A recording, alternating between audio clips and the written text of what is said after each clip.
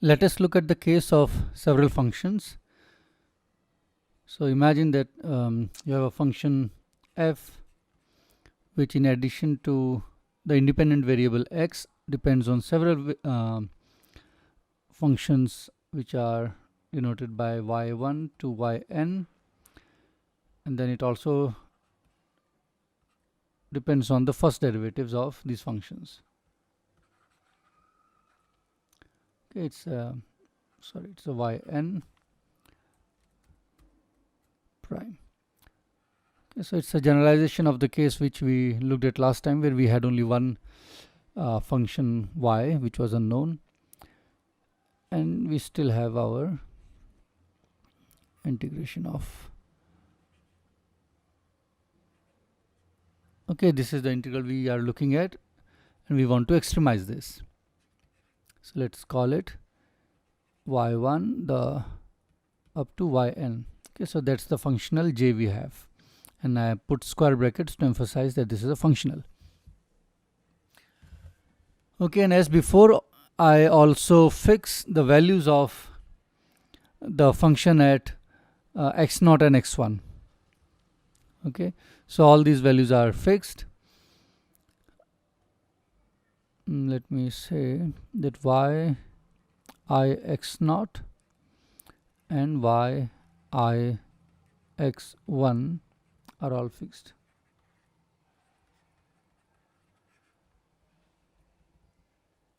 Okay,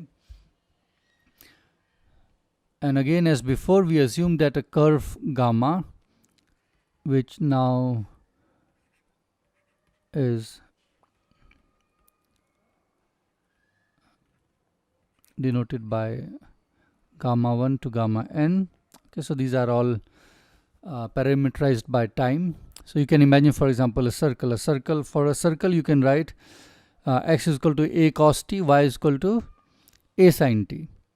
Okay, so that's the kind of parameterization I'm talking about. So all these gamma 1 to gamma n are equivalent to x and y, for example, if it was only two-dimensional, gamma 1, gamma 2, and time parameterizes this, so you get a curve in this n-dimensional space. Okay, so suppose this is the curve that extremizes the integral.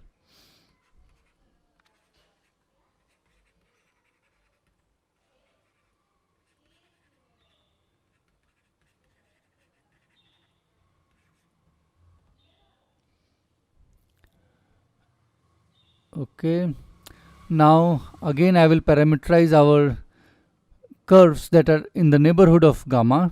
Okay, the neighboring curves of gamma as following. So I have gamma 1 plus epsilon eta 1, and eta 1 would be any good well-behaved function. Okay, just like in the previous case, gamma 2 plus epsilon 2 eta 2, gamma n epsilon plus epsilon n eta n. These are our neighboring curves. Okay, and again, epsilons are the small parameters which will control how much you deviate from the curve gamma. Okay, and also because of this condition that the curve has fixed values at x0 and x1, I require to impose condition that all the eta i's should vanish at the boundary. Okay, which is also the same thing as you saw in the previous case.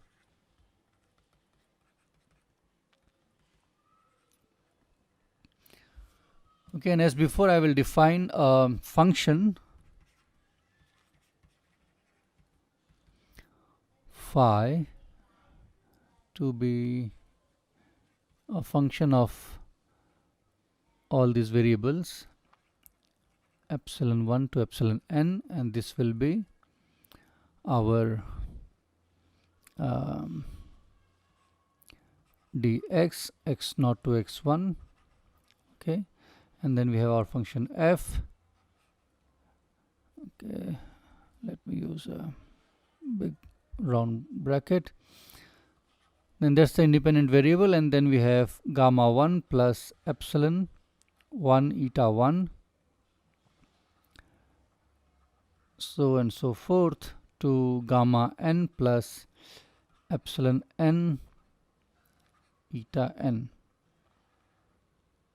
Okay, and by our construction, the stationary point is located at epsilon 1, all the epsilons to be 0. Okay, so stationary point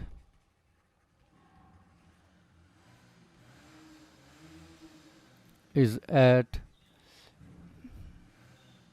okay, all the epsilons are 0. That is, if I look at delta phi over delta epsilon I, they all should vanish. Okay, they all should vanish. So it may happen that for some of the epsilons phi is taking a maximum, and for some of the epsilons it's taking a minimum, okay, and for some others some saddle points. So these are all possible there. Now again, as before, I will look at the derivative of phi, which I can find by looking at this difference.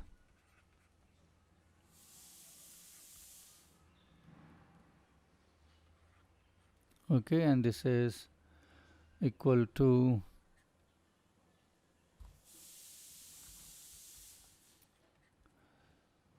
integral x naught to x1 dx. Okay, let me write down the first minus phi 0 0.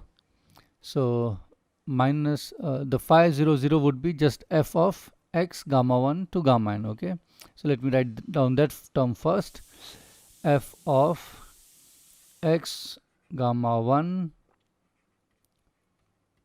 to gamma n. That's good. Now I look at the phi epsilon, and I will do a Taylor expansion about epsilon equal to 0, which will give us plus phi x gamma 1 gamma n. So these two terms will cancel, but let me continue with the higher order terms, and you will have delta f over delta y1 times epsilon 1 eta 1. Okay, and let me also write delta f over delta y1 prime epsilon 1 eta 1 prime. Delta f over delta y n epsilon n eta n plus delta f over delta y n prime epsilon n eta n prime, plus higher order terms.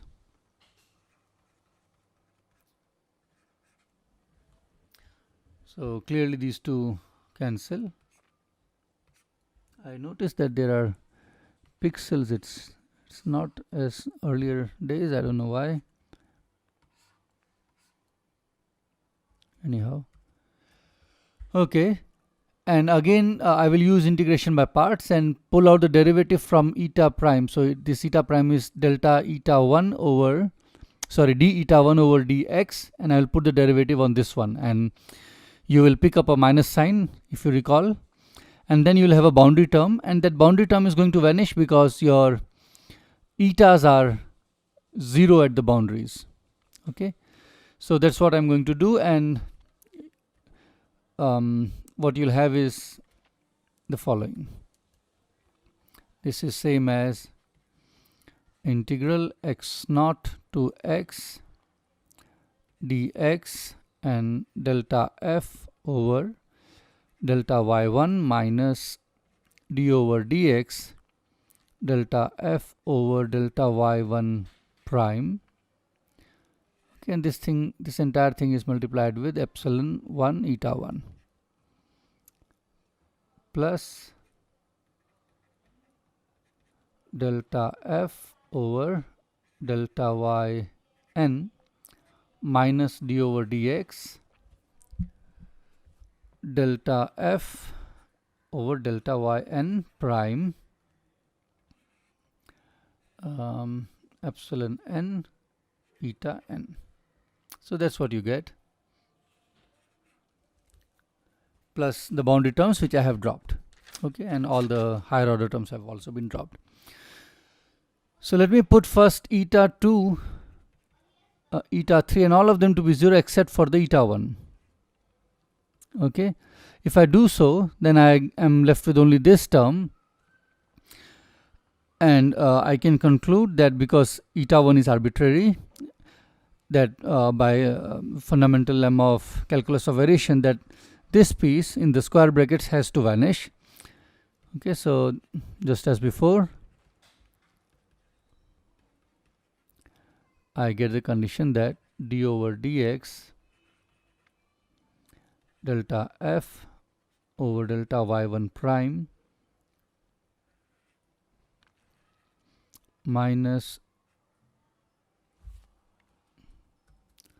delta f over delta y1 is equal to 0. Okay, and similarly you can put eta 2 to eta 2 be non-vanishing and all other etas to be 0, and again you can find delta phi over delta epsilon 2 and you will conclude the same thing. Okay, so continuing that way, you get a set of equations for each variable. So you'll get this.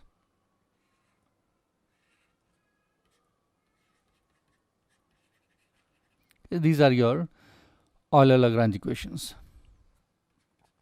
So in general, for calculus of variations, when you are looking, these equations are called Euler-Lagrange equations.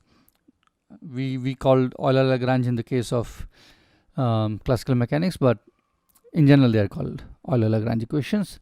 So clearly you can see that if you are given a classical system, a mechanical system, which is described by a set of generalized coordinates q1 to qn, okay, then if you choose f to be the Lagrangian, then you get the same equations of motion as you got before in the very first few lectures of the course.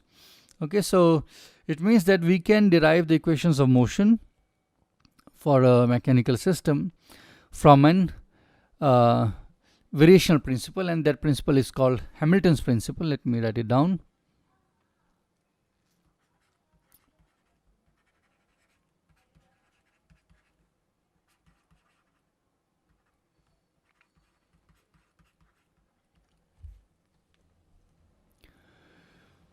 So a system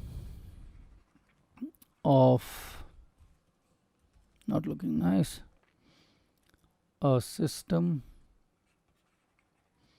of n degrees of freedom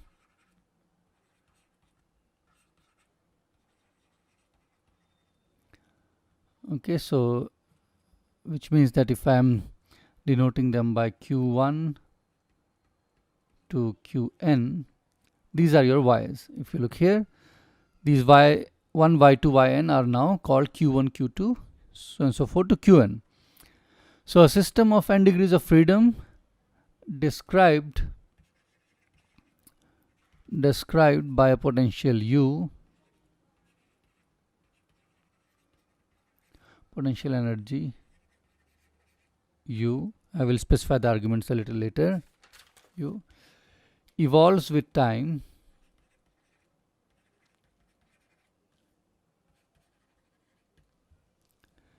along the curve.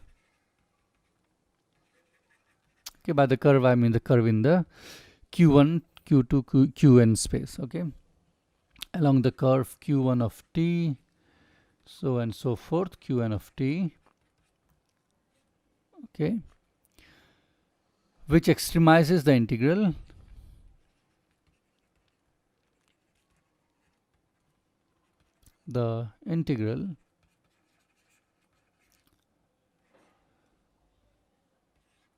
dt. So t is in the place of x. Your x was the independent variable there, and here is the t, which is independent variable.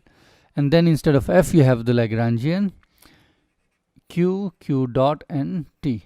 Okay, where q represents